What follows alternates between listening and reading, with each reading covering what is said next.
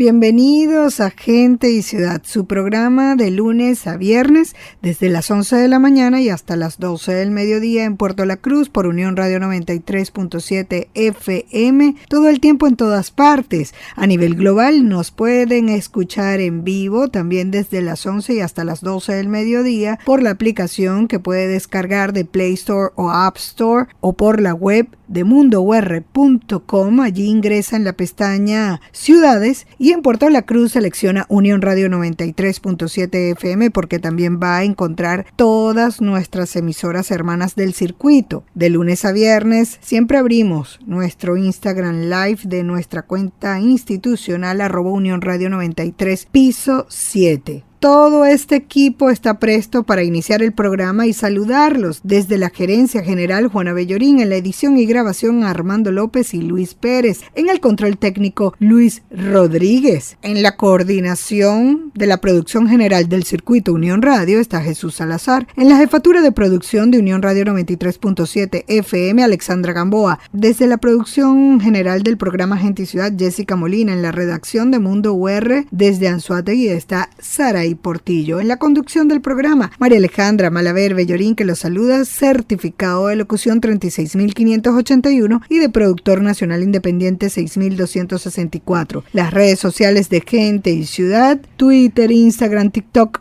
@Gente y Ciudad ORG. Mi cuenta personal también es igual en todas las redes, Twitter, Instagram, TikTok y también LinkedIn, @MaleMalaver. Avancemos, es hora de iniciar Gente y Ciudad.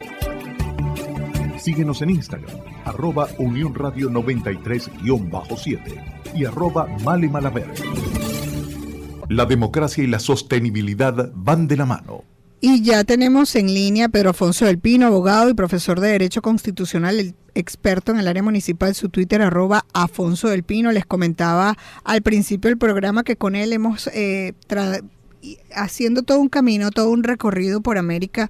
Fuimos para Suramérica, luego nos fuimos para Norteamérica y ahora estamos en Centroamérica, verificando cómo funciona el municipio en los diferentes países en comparación con el venezolano, para ver qué hay de mal, qué hay de bien, qué podemos copiar, qué podemos mejorar en función de un poco ver a nuestros vecinos. Hoy nos vamos a El San Salvador. ¿Cómo estás? Bienvenido, Pedro.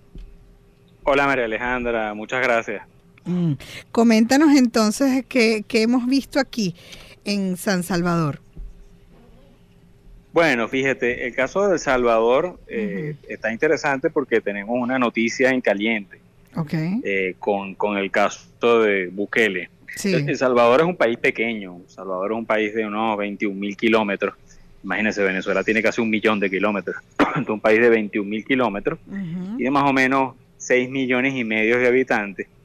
Y es un estado que tenía hasta hace una semana 262 municipios. Es decir, tenía una buena distribución municipal.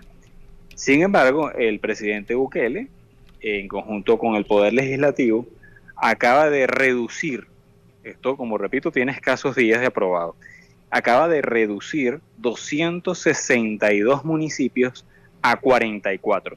Dios, es decir, tanto. Sí, es una reducción drástica, inclusive hay todo un debate hoy en El Salvador sobre este tema. Y esto no es positivo, ¿cierto? Bueno, en este caso nosotros siempre hemos sido más proclives a la municipalización. Claro. Y bueno, por supuesto hay que analizar cada contexto, porque por ejemplo España ha reducido municipios en algunas comunidades, pero eso lo ha hecho España por despoblamiento, es decir, municipios que tenían 1,000 habitantes y hoy tienen 30. Entonces, es decir, hay otras razones. El caso de El Salvador no es ese.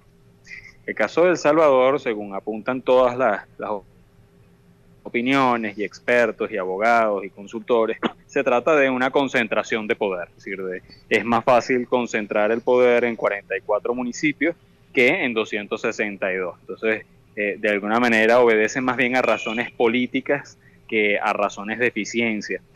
El argumento que da el gobierno de Bukele es para ahorrar dinero, es decir, están suprimiendo mucha burocracia, empleados públicos y corporaciones municipales. Entonces han hecho una reducción obviamente dramática e increíble. Mucho desempleado, me imagino. Sí, hasta ahora no sabemos cómo va a ser eso, si va a haber una supresión completa o esos empleados pasarán a ser parte de otra administración, es decir, no sabemos es decir, cuál será el mecanismo. El caso es que, bueno, El Salvador municipalmente es muy similar a Guatemala, como hemos visto la otra semana. Sí.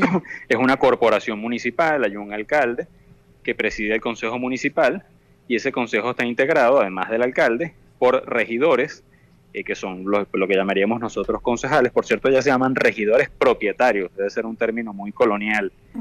Y el síndico, que para nosotros el síndico es una figura nombrada por el alcalde, que es el abogado del municipio. En el caso de Guatemala, en el caso de El Salvador, es una figura electa popularmente y que forma parte del consejo. O sea, lo que cambió fue el número de municipios, pero el funcionamiento sigue siendo igual. El funcionamiento sigue siendo idéntico, es correcto. Y los requisitos para crear un municipio se han aumentado, es decir, se requiere un núcleo poblacional de 50.000 habitantes, es decir, es mucho más complejo crear el municipio. Por cierto, Venezuela, desde el año 99, Venezuela no ha vivido una reducción de municipios, sin embargo, vivió una parálisis de creación de municipios. Desde el año 99 en Venezuela no se crea ningún municipio. Y eso es parte de la Ley Orgánica del Poder Público Municipal, cuyos requisitos son casi imposibles de reunir para crear un municipio. Entonces, bueno, estas tesis, más allá de las razones políticas que pueden existir, afectan la descentralización, el espíritu de acercar el poder a la gente, y bueno, lo que pareciera que estamos viendo en El Salvador en este momento es un retroceso. Sí, y mucha gente está viendo El Salvador como gran ejemplo por la política que tiene Bukele en función a la comunicación y a la estrategia de comunicación, pero todo pareciera más bien un control de extrema derecha lo que se lleva en este gobierno, y con esto habla por sí solo, pues, esta reducción municipal. Sí, pues la verdad es que, bueno, es un tema mucho más complejo y más difícil, pero la democracia no está en un tweet ni en un TikTok. Exacto. Es decir, no podemos reducir la democracia a unos caracteres. Y parte de eso son los de los municipios. Quizás para la democracia, como dicen por ahí, no es sexy, no es atractiva. Y entender que hay muchos municipios, quizás al ciudadano de a pie, inclusive eso pasa en Venezuela, cuando tú hablas con alguien te dice, no, tenemos muchos municipios, hay que reducirlos, es demasiada de burocracia, pero en realidad esto es más profundo, es decir, no se trata de tener más burocracia, sino de acercar el poder a la gente y de tener estructuras más eficientes. Además, y está demostrado que eso funciona así. Exacto, es que si lo ves en términos de productividad, producen más los municipios con el tema de la organización urbana, estos impuestos, ese gobierno cercano a la gente, con un buen gerente, pues sería productivo y no un peso para el gobierno nacional. Es correcto, exactamente. Es decir, eso está plenamente demostrado y la experiencia en Venezuela también ha sido positiva. O sea, bastaría preguntarle a los quienes nos están escuchando si desearían quizás en Lechería que fueran parte de Sotillo todavía, o de Barcelona, o de Guanta, que si fueran... eran de Bolívar, o Guanta, me imagino que quizás era parte de Sotillo. Es decir, la experiencia es, a pesar de las grandes dificultades que existen, es que ha sido positivo descentralizar. Exacto.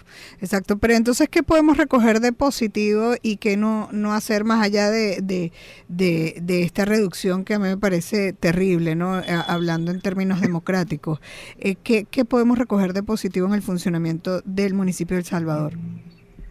Mira, el municipio de El Salvador no tiene muchas cosas que enseñarnos. Es el mismo municipio centroamericano, el mismo municipio colonial de Guatemala. Sí, la verdad es que nosotros pareciera que estuviéramos mucho más adelantados que ellos, al menos en el plano teórico. Y la verdad es que lo que hay es una lección es más bien negativa, es decir, esta reducción de municipios, en mi opinión, mi humilde opinión, pues no quiere decir más democratización y más eficiencia, sino pareciera ser todo lo contrario. Para nada. Y bueno, y sobre la elección y la constitución es exactamente como Guatemala, ¿no? Del municipio. Sí, exactamente. Inclusive El Salvador no tiene, la capital de El Salvador, que es San Salvador, que supera los 2 millones de habitantes, ni siquiera tiene un régimen municipal integrado, es un área metropolitana con algunos lineamientos de planeamiento urbano. Es la reunión de 14 municipios, pero no tiene autoridades, es decir, no tienen una experiencia metropolitana tampoco que enseñar. Sí. También es un país pequeño, ¿no? Un estado pequeño, un territorio muy poblado, pero muy pequeñito. Es decir, claro, pero sería mucho más fácil manejarlo, ¿no? Siendo tan pequeño. También, exactamente. El Salvador tiene departamentos, que son lo que nosotros llamamos estados, pero son departamentos centralizados, son unidades administrativas, o sea, no son caracteres descentralizados con gobernadores electos. Si eres un estado más unitario, y pareciera ahorita que se está conduciendo a ser más unitario todavía. Y la normativa desde el punto de vista legal, que sé que eres abogado, pero claro, estas son normas allá en El Salvador, seguramente haces algunos estudios comparados como el que estamos haciendo. Para hacer toda esta reducción, la Constitución se lo permitía, no sé, más allá de la dificultad ahora legal, para crear nuevos municipios, para un poco garantizarles mantener esta distribución. ¿Qué hay de cambios que le han hecho esto posible y que a futuro hacen mantenerlo? No sé si tuvieron que hasta tocar la Constitución. No, aparentemente no se toca la Constitución, sino nada más la ley de régimen municipal, que es una ley que data de los 80, de finales de los 80 en El Salvador. No desconozco si hay alguna denuncia sobre violación constitucional, no lo conozco, No sé. pero sé que lo que modificaron es la ley de régimen municipal, que es del año 86, si mal no recuerdo. Uh-huh. Y bueno, entonces no hay mucho que aprender de allí. Yo sí quisiera recoger el mensaje un poco para no dejarnos llevar por lo que estamos viendo en las redes sociales, porque de verdad que la popularidad de Bukele en este momento y el como ejemplo a seguir de gobierno no es tal, ¿no? Habría que informarnos mejor, y esto de verdad no lo había seguido y me parece interesante que lo hayas traído a colación, que es esta reducción municipal, que me parece terrible. Sí, correcto, la verdad es que es un tema, por eso digo, hay que ir más allá del Twitter y del TikTok. Exacto. Y que las reglas de juego fundamentales no se pueden trastocar por el gobernante de turno. Sí, porque entonces pudiéramos reiterar la importancia, la génesis, por lo menos, bueno, vamos ganando una, ¿no? Como municipio venezolano, pero ¿cuál es la génesis de un municipio? Vamos a como a retomarlo y a traerlo a colación. ¿Por qué son necesarios los municipios y por qué en muchos casos deberían aumentar? Porque en tu caso y tu propuesta, tú has ido más allá, has dicho no solamente crearlos territorialmente, sino de manera temática. A veces es importante. Exactamente, sí. Por eso es tan importante tu programa, porque las ideas de Bukele son ideas muy simplistas, y las ideas simplistas se comunican más fáciles. Claro. Entonces, cualquiera puede decir, caramba, ¿por qué no lo hacemos en Venezuela? Menos municipios, menos burocracia, funcionamos mejor. Esas ideas de 1 más 1 igual a 2, que son tan simples, se comunican fácilmente y pueden arrastrar a grandes masas.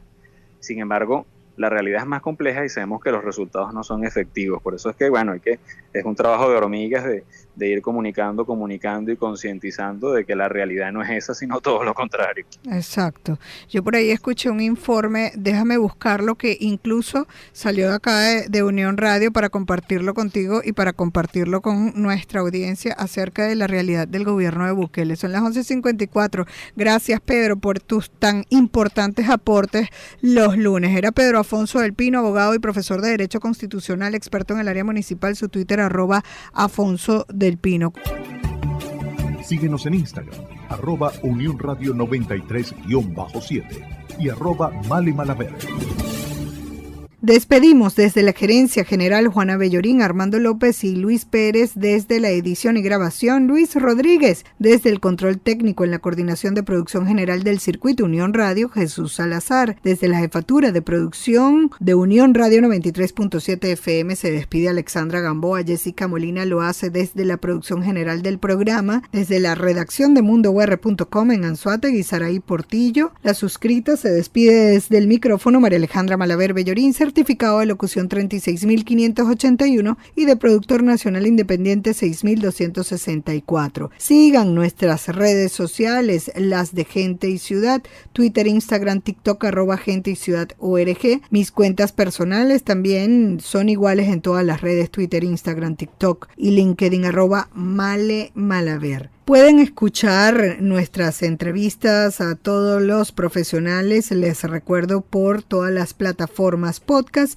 o también en nuestra web genteyciudad.org. Nos despedimos, no sin antes recordarles que el objetivo es convertirnos en el ciudadano que el planeta necesita a partir de nuestra acción individual. La estrategia, dar siempre lo mejor de nosotros.